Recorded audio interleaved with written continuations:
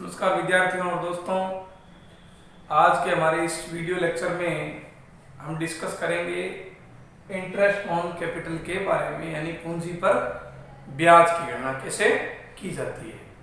पिछले वीडियो में हमने पढ़ा P and L appropriation account में क्या क्या मदें आती है, पार्टनर कैपिटल अकाउंट में वो कैसे ट्रांसफर की जाती है।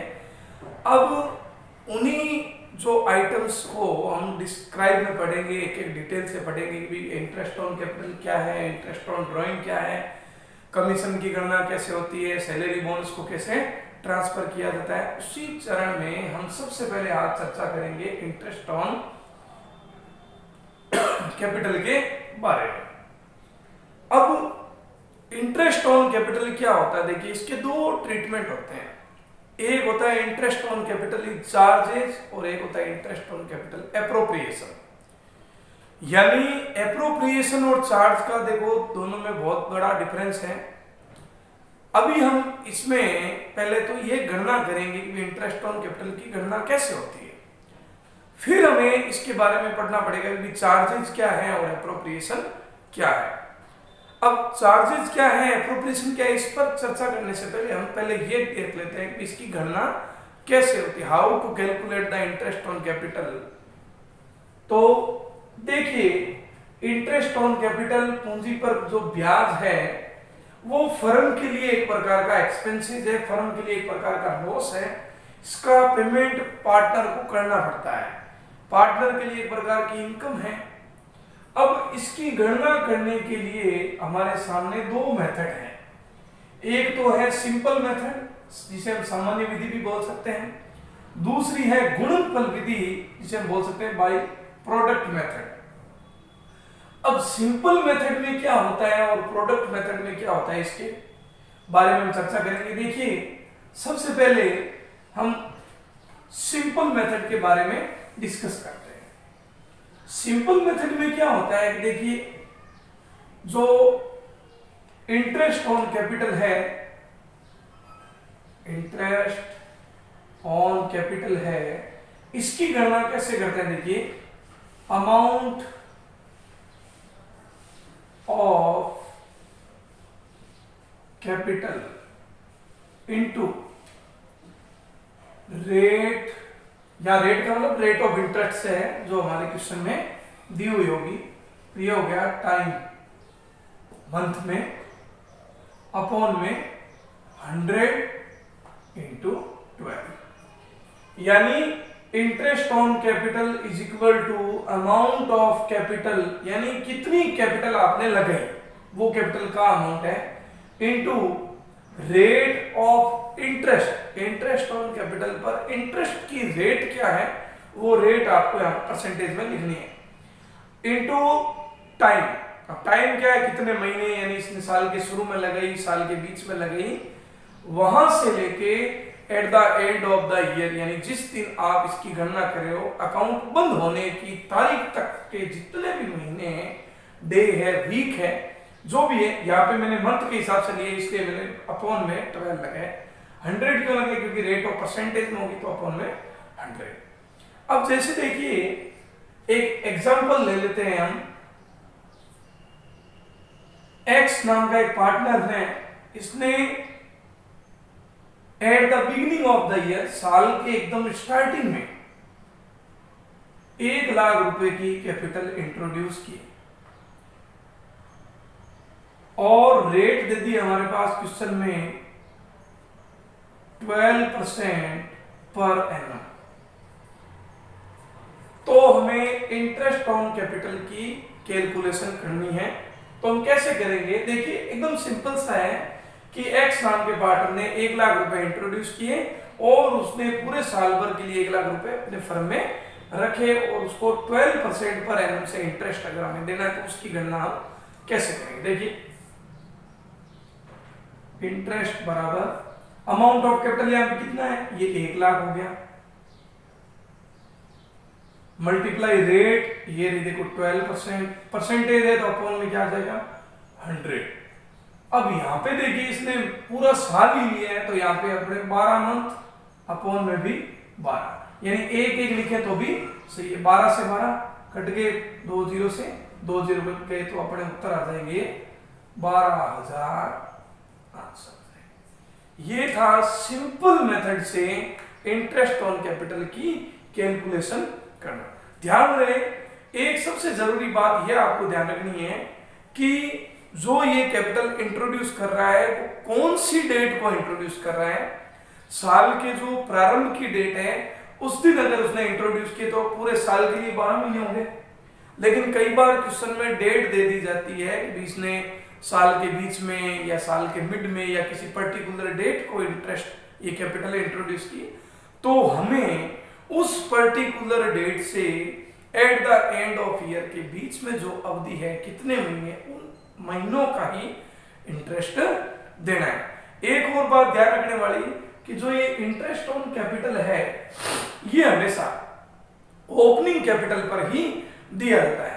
कई बार क्वेश्चन में क्या होता है कि हमारे पास क्लोजिंग कैपिटल दे दी जाती है और हमें कहता है उसमें इंटरेस्ट ऑन कैपिटल की गणना करिए, तो हमें सबसे पहले उस क्लोजिंग कैपिटल के आधार पर हमें सबसे पहले ओपनिंग कैपिटल कैलकुलेट करनी होगी। अब देखिए उसकी भी गणना है।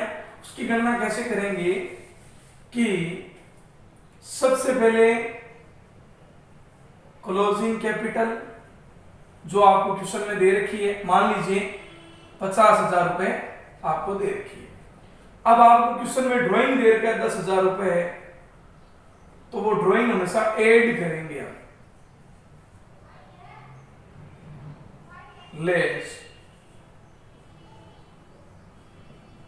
नेट प्रॉफिट, मान लीजिए 15,000। अब नेट प्रॉफिट की जगह अगर नेट लॉस हो तो वो हम ऐड कर देंगे, और ड्राइंग दिया हो तो ऐड करेंगे। तो ये जो भी आंसर हमारे पास आएगा 60 में से 10 के 50 और 5 45,000, ये जो हमारा होगा ये हमारी ओपनिंग कैपिटल होगी। ध्यान रहे दोस्तों, ड्राइंग ऐड क्योंकि इसका रीजन ये है कि जब हम बैलेंस शीट बनाते हैं तो उस बैलेंस शीट में लायबिलिटी साइड में जो हम अंदर की तरफ कैपिटल लिखते हैं वो हमेशा ओपनिंग होती है, उसमें हम ऐड करते हैं नेट प्रॉफिट और लेस करते हैं ड्राइंग, तो जो अमाउंट आता है वो हमेशा क्लोजिंग होता है। लेकिन अब हमारे पास क्लोजिंग है और हमें ओपनिंग याद करना है, तो सारा का सारा रिवर्स कर देंगे, यानी नेट प्रॉफिट जो ऐड होता है उसे हम लेस करेंगे और जो ड्राइंग ऐड होता है ये लेस होता है उसे हम क्या करेंगे, ऐड करेंगे। एकदम ब्रीफली मैंने एक्सप्लेन किया, इसमें और भी काफी आइटम ऐड लेस होते हैं। ये इतना ही ध्यान रखना आपको कि क्लोजिंग कैपिटल जब दे रखी हो, उसमें ड्राइंग दे रखा हो, नेट प्रॉफिट दे रखा हो, तो हम ओपनिंग कैपिटल कैसे फाइंड आउट करते हैं। क्लोजिंग कैपिटल में ड्राइंग ऐड करना है और नेट प्रॉफिट लेस करना है। अगर नेट लॉस दिया हो तो वो ऐड करके हम ओपनिंग कैपिटल ज्ञात कर लेंगे। ये ओपनिंग कैपिटल हम यहाँ अमाउंट ऑफ कैपिटल की जगह पे रखेंगे, रेट लगाएंगे और समय लगाकर कैपिटल इंटरेस्ट ऑन कैपिटल की कैलकुलेशन कर लेंगे। ये तो थी हमारी सिंपल मेथड। अब जो दूसरी मेथड है प्रोडक्ट मेथड। अब प्रोडक्ट मेथड की गणना कैसे होती है, हम इसको यूज क्यों करते हैं, इसके बारे में हम डिस्कस करेंगे। अब देखिए, प्रोडक्ट मेथड और सिंपल मेथड दोनों में से आप कोई सी भी मेथड यूज कर लो, इंटरेस्ट ऑन कैपिटल का जो अमाउंट का जो आंसर है वो हमेशा एक ही होगा। बस हम जो टाइम मैनेजमेंट करना चाहते हैं, हम समय को बचाना चाहते हैं, उसके लिए हम ये प्रोडक्ट मेथड यूज करते हैं। अब देखिए, प्रोडक्ट मेथड में क्या फॉर्मूला यूज करते हैं, इसकी गणना, इसकी कैलकुलेशन कैसे होती है। देखिए इसमें क्या होता है फॉर्मूला, इंटरेस्ट ऑन कैपिटल, ये मतलब इंटरेस्ट ऑन कैपिटल, इसकी गणना कैसे करेंगे देखिए, total of product multiply rate upon में 100 इंटू 12। अब यहां मैंने टाइम नहीं लिया है क्योंकि वो टाइम का देखो क्या ट्रीटमेंट होगा, मैं इसी मेथड के एग्जांपल में आपको दे दूंगा। टोटल ऑफ प्रोडक्ट का मतलब जो प्रोडक्ट हुआ है उसकी जो हमें टोटल की है वो यहाँ पे लिखना है। रेट का मतलब यहाँ वही amount of rate of interest से है 100% के लिए, और 12 का मतलब महीनों से। अब ये टोटल ऑफ प्रोडक्ट जो है ये कैसे कैलकुलेट होता है, इसके लिए मैं आपके सामने एक एग्जांपल लिख रहा हूं, उसके आधार पर मैं आपको ये बताऊंगा। देखिए प्रोडक्ट की गणना कैसे करनी है, इसके लिए मैं आपके सामने एक टेबल बना रहा हूं, एनालिसिस टेबल। इसमें हमें क्या करना है, सबसे पहले हमें एक कॉलम बनाना है डेट का। ये डेट वो है जिस दिन हमने कैपिटल इंट्रोड्यूस की है, कैपिटल लगाई है या कैपिटल विड्रॉल की है। अब दूसरा है अमाउंट, तीसरा है मंथ, और चौथा कॉलम हो गया हमारा प्रोडक्ट।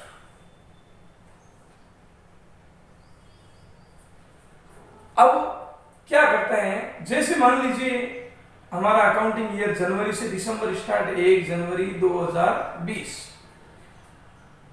एक्स नाम का एक पार्टनर है, पर्टिकुलर एक पार्टनर पर ही काम कर रहे हैं। उसने क्या किया, 1 लाख रुपए स्टार्ट की, कैपिटल इंट्रोड्यूस की। फिर उसने 1 अप्रैल को 20,000 रुपए मान लो और इंट्रोड्यूस किए, और कैपिटल उसने लगाई, एडिशनल कैपिटल उसने लगाई। फिर मान लीजिए उसने 1 अक्टूबर को 10,000 रुपए फिर से लगाई, या मैं प्लस का लगा देता हूं ताकि आप समझ जाओ, उसने इंट्रोड्यूस किए। फिर मान लीजिए 1 दिसंबर को उसने 30,000 रुपए विड्रॉल कर लिए।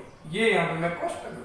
विड्रॉल का मतलब ये ड्राइंग से नहीं है, या विड्रॉल का मतलब उसने कैपिटल अपनी रिड्यूस कर दी। देखो इसे एक एग्जांपल में हम सारी कंडीशंस ले लेते हैं। सबसे पहले 1 जनवरी को 1 लाख रुपए उसने इंट्रोड्यूस किए, ओपनिंग कैपिटल हो गई है। 1 अप्रैल को उसने 20,000 रुपए की कैपिटल और इंट्रोड्यूस की। फिर 1 अक्टूबर को उसने 10,000 रुपए और इंट्रोड्यूस किए, और 1 दिसंबर को उसने 30,000 की कैपिटल विड्रॉल कर ली, कैपिटल रिड्यूस कर ली। तो अब इस मेथड से, इस क्वेश्चन के आधार पर हमें क्या करना है कि इंटरेस्ट ऑन कैपिटल की गणना करनी है, प्रोडक्ट मेथड से गणना करनी। अब देखिए क्या करना है, हमारे पास क्वेश्चन में आपको ये शर्त दे रखी है कि अकाउंट हमारा 31 दिसंबर को क्लोज हो रहा है, rate of interest 12% per annum है, मान लेते हैं जो। अब हमारा एक क्वेश्चन है और हमें इंटरेस्ट ऑन कैपिटल की गणना करनी है। तो सबसे पहले देखिए, ये जो 1 जनवरी 2020 है, यहाँ पे उसने 1 लाख रुपए कैपिटल इंट्रोड्यूस किए। तो जिस दिन इसने ये कैपिटल इंट्रोड्यूस की, उस दिन से इसका इंटरेस्ट बनना शुरू हो चुका है। अब इसको इंटरेस्ट कौन सी डेट तक मिलेगा, कौन सी लास्ट डेट तक इसका ब्याज बनेगा, वो डेट होगी हमारी at the end of year, यानी हमारी एंड ऑफ ईयर क्या है, 31 दिसंबर। तो 1 जनवरी से 31 दिसंबर के बीच में टोटल कितने महीने, वो महीने आपको यहाँ पे लिखने हैं। ये हो गए हमारे 12 मंथ, समझ गए होंगे। अब 1 अप्रैल को उसने 20,000 रुपए की कैपिटल और लगाई। अब देखिए अप्रैल से लेके 31 दिसंबर तक के कितने महीने हो गए, जनवरी फरवरी मार्च को छोड़ दीजिए, पीछे हो गए 9, यानी 9 महीनों के लिए इसको इंटरेस्ट मिलेगा 20,000 रुपए की कैपिटल का। अब 1 अक्टूबर को उसने फिर से 10,000 रुपए कैपिटल इंट्रोड्यूस किए, तो अक्टूबर नवंबर और दिसंबर 3 महीनों के लिए इसको 10,000 रुपए की कैपिटल पर क्या मिलेगा, इंटरेस्ट मिलेगा। फिर देखिए 1 दिसंबर को उसने 30,000 रुपए की कैपिटल रिड्यूस कर ली, तो अब उसके इंटरेस्ट ऑन कैपिटल में थोड़ी कमी आएगी, तो हम उसको माइनस करेंगे। देखिए 1 दिसंबर का मतलब हुआ 1 दिसंबर से 30 दिसंबर 1 महीना। अब देखिए जो ये अमाउंट है और ये जो मंथ है, इनकी हमें मल्टीप्लाई करनी है। 10,000 की 12 से 1 लाख की 12 से गुणा कर लिया हमने, 12 लाख आ गए,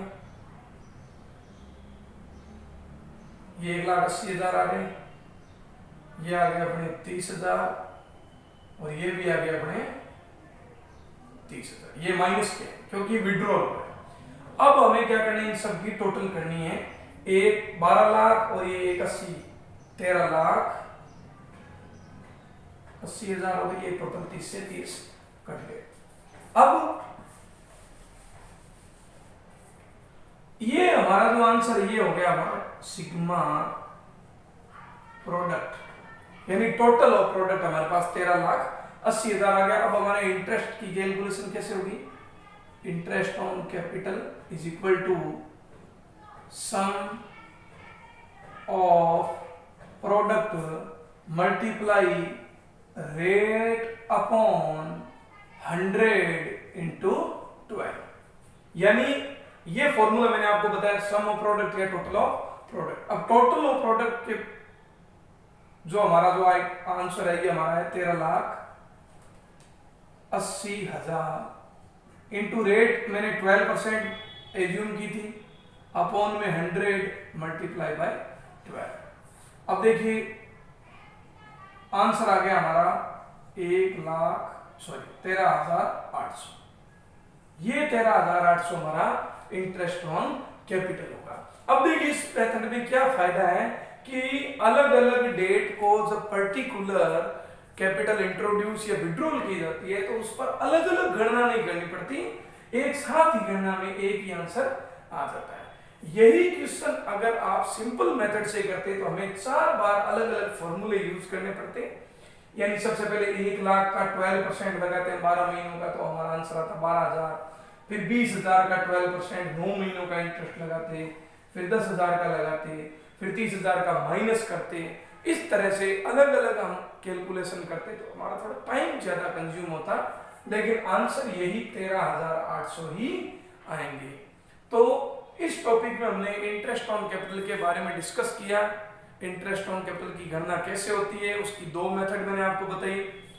अब नेक्स्ट वीडियो में हम क्या पढ़ेंगे कि ये इंटरेस्ट ऑन कैपिटल जो है कौन सी सिचुएशन में इसको हम पूरा कैसे अकाउंट में मेंटेन करेंगे, कब ये चार्ज होगा, कब ये हम इसको एप्रोप्रिएशन मानेंगे। इस टॉपिक के बारे में हम नेक्स्ट वीडियो में डिस्कस करेंगे। तब तक के लिए नमस्कार, जय हिंद, जय भारत।